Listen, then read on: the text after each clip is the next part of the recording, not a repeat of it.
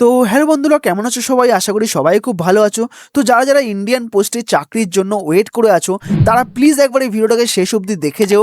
আশা করি তোমাদের অনেক কাজে আসতে পারে। তো সর্বপ্রথমে বলে রাখি, ইন্ডিয়ান পোস্ট জিডিএস এর যে ভ্যাকেন্সিটা বেরিয়েছে, তাতে কোনো রকম পরীক্ষা তোমাদেরকে দিতে হচ্ছে না। শুধুমাত্র মাধ্যমিক পাসের সার্টিফিকেটটা দিলেই তোমাদের এখানে চাকরি কনফার্ম হয়ে যাবে। তো এখানে প্রায় 30,000-এর কাছাকাছি ছেলেমেয়ে উভয়ই এখানে নেওয়া হচ্ছে চাকরির জন্য। তো সর্বপ্রথমে বলে রাখি, মাধ্যমিক পাস যুবক যুবতীদের জন্য বড়সড় স্বস্তির খবর নিয়ে এলো ভারতীয় ডাক বিভাগ। কোনো লিখিত পরীক্ষা বা ভাইভা ছাড়াই ডাক বিভাগে গ্রামীণ ডাক সেবকের জিডিএস এর বিভিন্ন পদে দেশের বিভিন্ন অঞ্চলে কর্মী নিয়োগ করা হবে।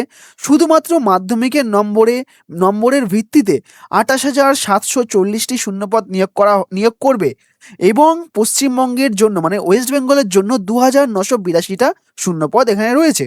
তো সর্বপ্রথমে বলে রাখি, জিডিএস এর কোন কোন পদের জন্য তোমরা অ্যাপ্লাই করতে পারবা।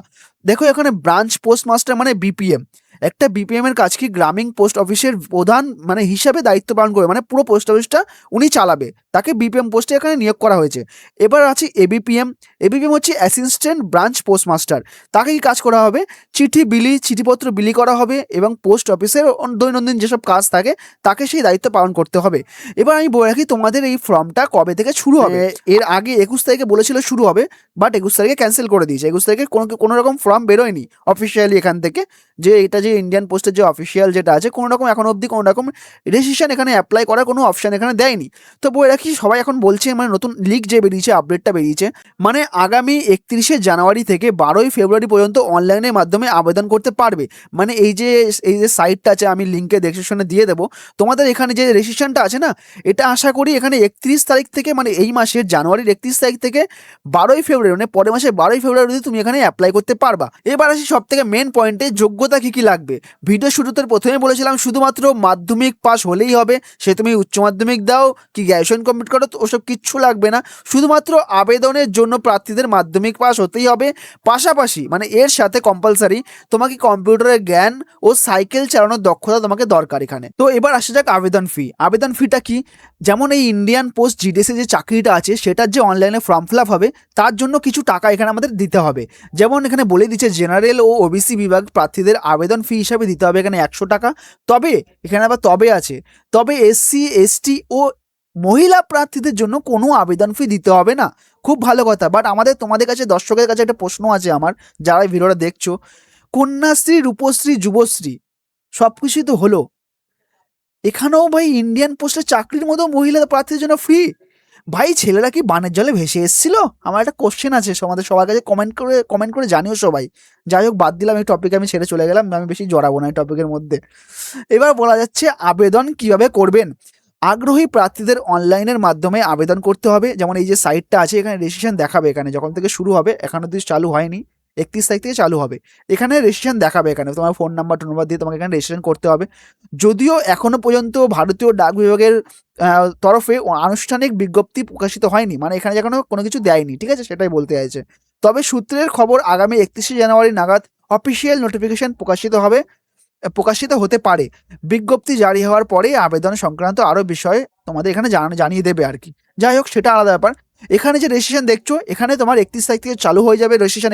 এখানে বলে দিয়েছি, যেমন নিচে আসলাম আমি, দেখো অনলাইন রেজিস্ট্রেশন চালু হবে 31/1/26 থেকে 14/2/26। এটা একটা নোটিফিকেশন এখানে দিয়েছে, এটা লিক টাইপের এসছে, এখনো শিওর না এটা আমি, ঠিক আছে। বাট পরে যদি আবার পিছিয়ে যায়, কারণ এর আগে বলেছিল 21 তারিখে হবে, এখানে আবার বলছে 31 তারিখে হবে, বাট শিওর না। বাট ওয়েট করে থাকি, যদি হতেও পারে আবার না হতে পারে। তো এখানে যেমন আমি নিজেও অ্যাপ্লাই করব, আমার নাম্বার আছে 72%।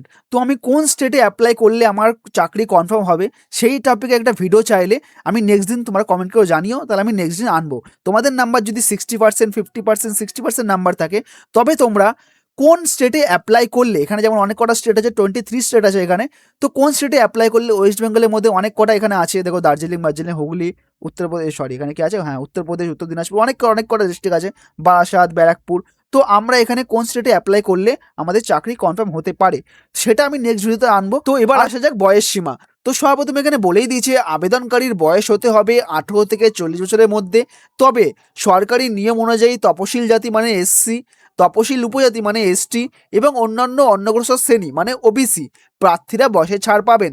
ধরুন আপনার বয়স, এখানে তো ম্যান্ডেট দিয়েছে 40 বছর, ধরুন আপনার বয়স 41, 42 বা 45 বছর বয়স, তাহলে আপনি সোজা কথা বলতে গেলে এসসি, এসটি ও ওবিসি প্রার্থীরা যদি বয়স বেশি হয় তারা সেখানে ছাড় পেতে পারে।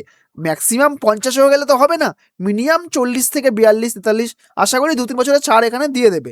তো এবার আসা যাক সব থেকে ইম্পর্টেন্ট বিষয় নিয়ে, বেতন স্কেল, মানে তোমরা এই যে পোস্ট অফিসের চাকরিটা করে কত টাকা বেতন তোমরা এখানে পাবে। তো সর্বপ্রথমে বলা যাক বিপিএম আর এবিপিএম, মানে সবার বেতন সমান না। যারা বিপিএম আছো, যারা বিপিএম পোস্টের জন্য অ্যাপ্লাই করছো, যারা চাকরি পাবা, তারা 12,000 টাকা থেকে শুরু করে 29,380 টাকা অবধি তোমরা এখানে বেতন পাবা। আর যারা এবিপিএম বা ডাক সেবক মানে জিডিএস, তারা পাওয়া এখানে বেতন 10,000 টাকা থেকে শুরু 24,470 টাকা, এত অবধি তোমরা বেতন পাবা। এখানে টোটাল অ্যালাউন্স বলেছে ডিএ আজ এইচআরএ, মনে হয় এখানে ধরা আছে, আমি শিওর না। তোমরা যতক্ষণ না চাকরি পাবা ততক্ষণ কেউ কনফার্ম তোমাকে বলতে পারবে না এটা ধরা আছে কি নেই। তো এরপরে আসা যাক সিলেকশন প্রসেস। তো সবাই জানো যেখানে 10% যে মানে মাধ্যমিক যে সার্টিফিকেটটা আছে সেটা তোমাকে এখানে দেখাতে হবে। তারপরে এখানে circle wise merit list are released on the official website. তারপরে এখানে দিচ্ছে ডিভি, মানে তোমাকে এখানে ডকুমেন্টস ভেরিফিকেশন তোমাকে করাতে হবে, সব করে অরিজিনাল ডকুমেন্টস আছে কিনা সেটা তোমাকে ওরা চেক করবে। তারপরে এখানে বলেছে মেডিকেল এক্সামিনেশন, মানে তোমার সব কিছু চাকরি যদি কনফার্ম হয়ে যায়, final verification on of health standards, মানে তোমার শরীর কেমন আছে, তোমার মানে শরীরে অনেক ধরনের রিপোর্ট এখানে করাবে। তারপরে অ্যাপয়েন্টমেন্ট, যদি চাকরি কনফার্ম হয় তাহলে তোমার বাড়িতে অ্যাপয়েন্টমেন্ট লেটার এখানে চলে আসবে। তারপরে এখানে একটা লিক আছে, এটা আমি শিওর না। এখানে দেখতে পাচ্ছ the Indian post details vacancy and the distribute across 23 circles. ঠিক আছে, এখানে কি বলা হয়েছে, including Madhya Pradesh, Uttar Pradesh, Rajasthan, Maharashtra and others, the exact category wise backup মানে SC, ST, OBC, EWS, UR will be available in the detail notification. তো এখানে কি বলা হয়েছে, এটা শিওর না, এটা লিক আসছে একটা।